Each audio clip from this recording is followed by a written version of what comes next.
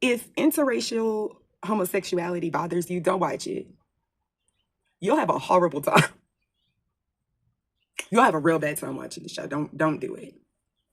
I highly suggest against. I only have a handful of bullet points, so we finna see where this goes. I just told you who I thought I was. A god. Bitch, I'm the villain. Nigga. I just finished watching The Vampire Lestat, season 1. And I want to talk about it, but that's not all I want to talk about. I want to talk about movies and television shows in general and how the public is just yearning for good television. And I don't know why we don't have it. If you don't know, The Interview with the Vampire. Do y'all remember that movie, people my age? Do y'all remember that movie with Brad Pitt and Tom Cruise? Okay, so that was based off of a book by Anne Rice. I just finished watching the movie, or not the movie, the television show, The Vampire Lestat. The Vampire Lestat was so effing good, okay? For those who don't know, it's an AMC show, and you got to watch Interview with the Vampire seasons 1 and 2 before you watch The Vampire Lestat in order for any of it to make sense, and then you got to watch it 2 times. You have to watch it 2 times. You have to watch it 2 times for any of it to make sense. But once it starts to make sense, you're like, oh my God, this is peak television. Like, what is happening? What is happening right now? If you don't know nothing about it, please just click off the video. I'm not going to give no rundown. There's plenty of other people who give way better run. You know what? I'm all about promoting some YouTube creators, okay? So go follow these people. They have way better breakdowns of that show. What I want to talk about, however, is how downhill television has gotten lately. I don't want to talk about the horrible shows, okay? I don't want to talk about the bad stuff. I kind of want to glaze some television. Actually, I'm going to bitch.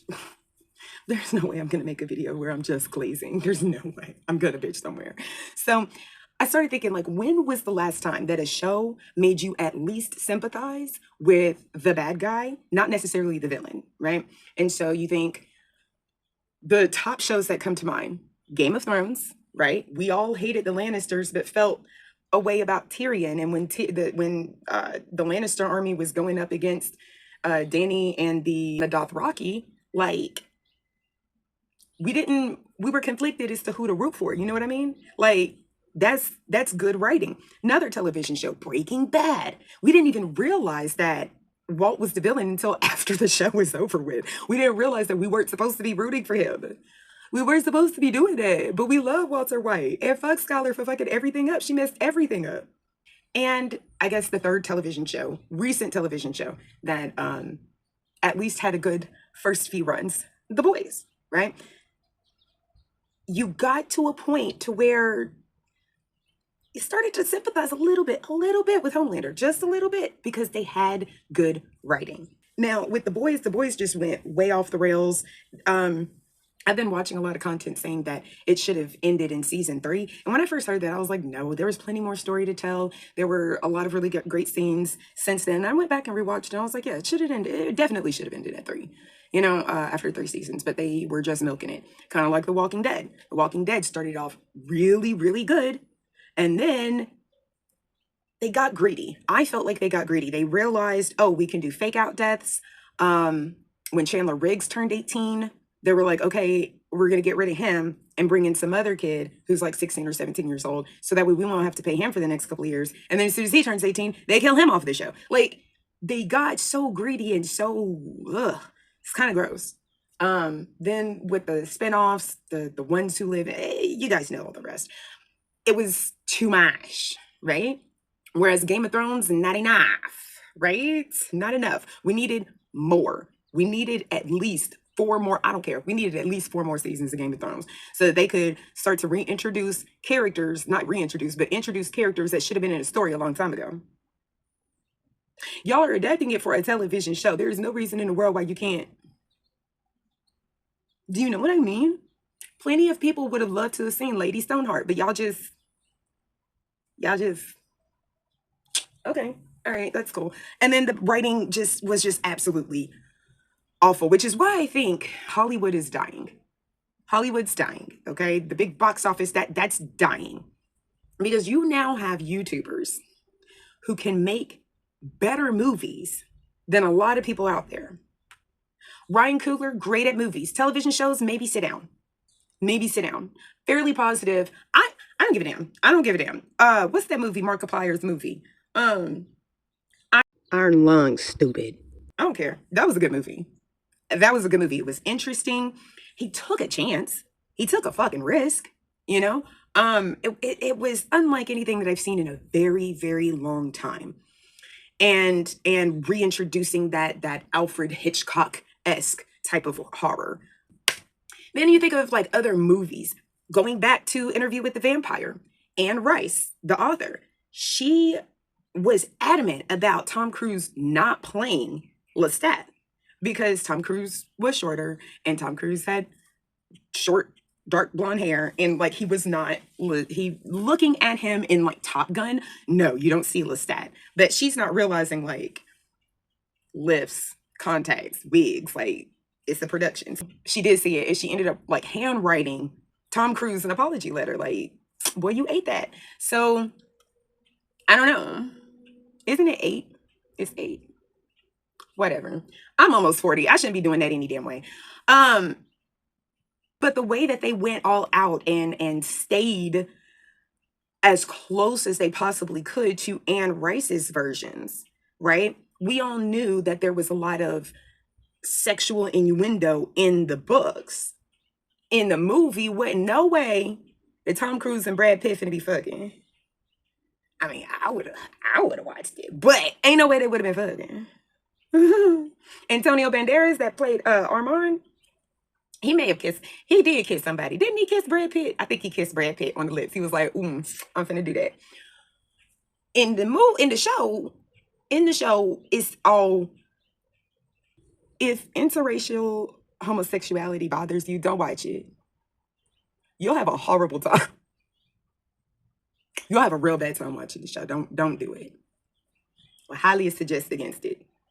With Anne Rice and it being so closely involved in making the movie. Now, with Queen of the Damned, she said, don't make that movie. Don't do it. Y'all can't do it. Don't do it. Don't do it. And they did it. And she was like, I told y'all don't do it. And y'all did it anyway. So, but she's involved with this TV show, and baby, honey, amazing. But a real quick side note, I just want to say about the show, a lot of people were really upset about the ending. I wasn't. It's called The Vampire Lestat, and everybody thought, ooh, we finna see Akasha at the end. No, this is Lestat's story. If it was Akasha's story, it would be called Queen of the Damned. But it's not. That's probably going to be the next season. We've been calling it we're calling The Vampire Lestat Interview with the Vampire Season 3. There is no Season 3, but that's what we fans be calling it. I know it could get a little bit jarring and a little bit confusing, but I think Interview with the Vampire Season 4 is going to be Queen of the Damned. And then I think that's when we're going to pick up from that destruction and like, okay, this is what happened. He woke her up with the music. We all know he woke her up with the music. We know that. So anyway, I just wanted to say that about the ending real quick because a lot of people are having issues with the ending. I thought it was a beautiful ending. I thought it was amazing. I thought it was wonderful. Should they have connected that beginning with that ending? I feel like that's what people are more upset about, is the fact that they did not connect the beginning of like the first 5-10 minutes of season 1, episode 1, Vampire Lestat, to the season 1, episode 7, 8 of the Vampire Lestat last 5 minutes. They didn't connect them two. We still don't know why Louis got a one leg. Why come Armand only got one eyeball? What happened? You ended it with some people got their heads lopped off and then sewed back together. We didn't see that at the beginning. We had no idea that was going to happen. It was a lot. It was a whole lot. But I still, at the end of the day, I like how they ended it. It's the Vampire Lestat. End it with Lestat. We don't end it with Akasha. So the movie, the show, amazing, immaculate, wonderful, top notch. Mwah. Why come we don't have TV shows like that no more? Why come we don't have movies like that no more? They're redoing Harry Potter. Look, just because you don't like the author don't mean that you can just erase her whole story and then retell her whole story. Making Snape a black dude is the stupidest fucking idea I've ever heard in my entire life. Harry is supposed to walk into Hogwarts, take a good look around, look at Snape and go, there's something different about this nigga. I don't like him. You're going to make him a black guy. Okay. Like the only black professor. Okay. Stupid idea. Dumb idea. You go back to like the original movies. Okay. If you notice, like through the first three or four movies, like the Hogwarts, it's different. It's different every time. And like every movie, they build a new Hogwarts, like a small scale. They'll build it so that they can film it because that was not CGI. They were filming like a little bitty Hogwarts. They built that shit for real. And then they would like blow it up so that way they could blow it up and do all of the things like let the windows move out and move around and the staircase. That's how they did it with like an actual model. And now nobody who even does that anymore. Can you hire people to do that anymore? Do those people even have jobs? Because like everything's CGI and now AI. So like, do those people even have jobs anymore? You think about the time and the attention that other people have put into movies and TV shows and uh the hippogriff, Buckbeak. Buckbeak was an animatronic. Buckbeak was an animatronic. They like built that. They did use a little bit of CGI to get things moved, but they built that big motherfucker. They built it. And now you just using a tennis ball to, it's just a tennis ball. Quentin Tarantino almost did not make Inglourious Bastards. Why? Why did he almost not make Inglourious Bastards? Because he could not find his Hans Landa. Hans Landa was supposed to be not just an A+ actor. I'm not talking about A-list. I'm talking about A+. Somebody who can act their motherfucking ass off. Okay. Not only does he got to act his motherfucking ass off, he got to act his motherfucking ass off in English. He got to act his motherfucking ass off in Italian. He got to act his motherfucking ass off in French. He got to act his motherfucking ass off in German. That's 5 languages that you got to, and fluently enough to where you can ad-lib some shit if you need to. He almost didn't make the movie because he couldn't find nobody like that. It was months and months. I think he had everybody else casted pretty much, and he was just looking for Hans Landa. And it was like the last casting call somewhere, and Christoph Waltz, that's his name, Christoph Waltz, roll up in there, and he was like, "Ich spreche Deutsch, my nigga," and they hired him. He was like, "Oh my God, that's my Hans."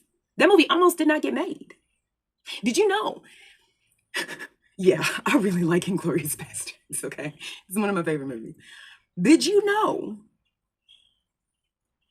that Quentin Tarantino would not let Christoph Waltz rehearse that first like 10, 15 minute scene? He didn't let him rehearse that scene with anybody at all, except for him. It was just Quentin and Christoph Waltz for that opening scene.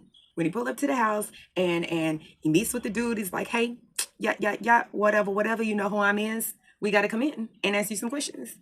And he goes in to ask the questions, and he's cool, calm, collected, kindly greets the daughters, dismisses them, asks for some shit, some crazy shit, does some crazy shit, weird shit, right?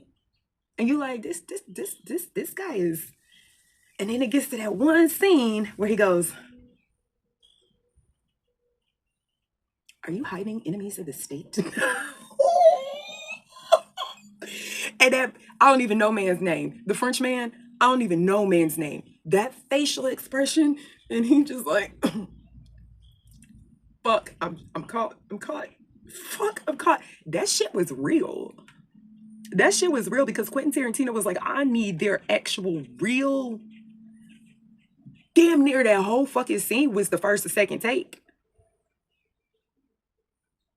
Not like continuous take, but you know what I'm saying. Like every time that they would go to they were using that verse because the reactions were so like, "This nigga is, he is good.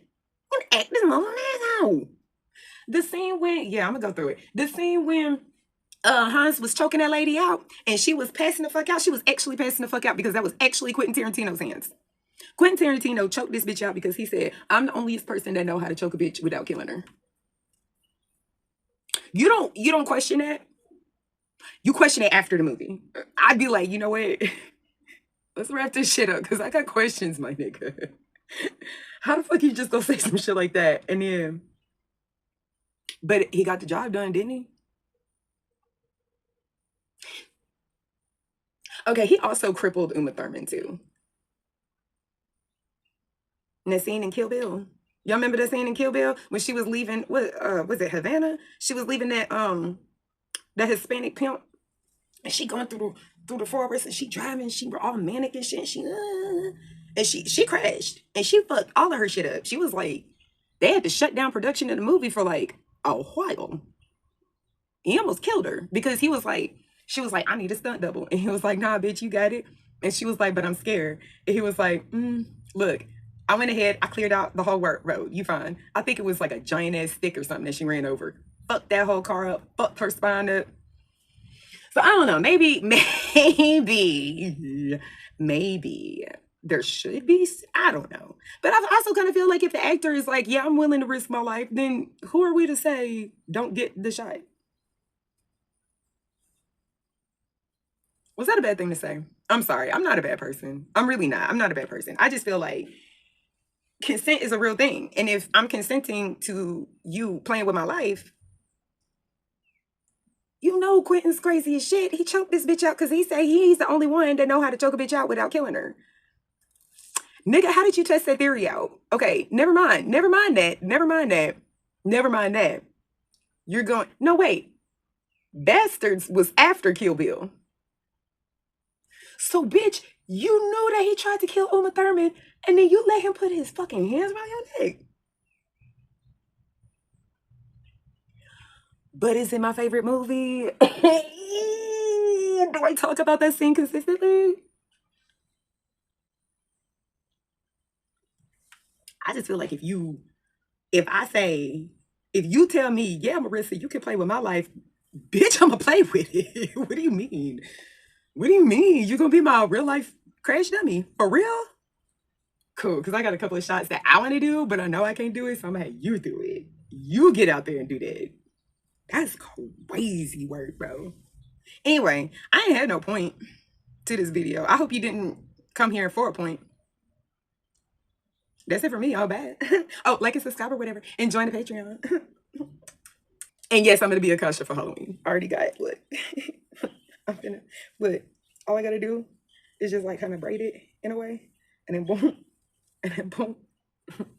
I am she, and she is her, and they are they, and she is them, and I am a chair, and you are a chair. And why are we here? And why is he there?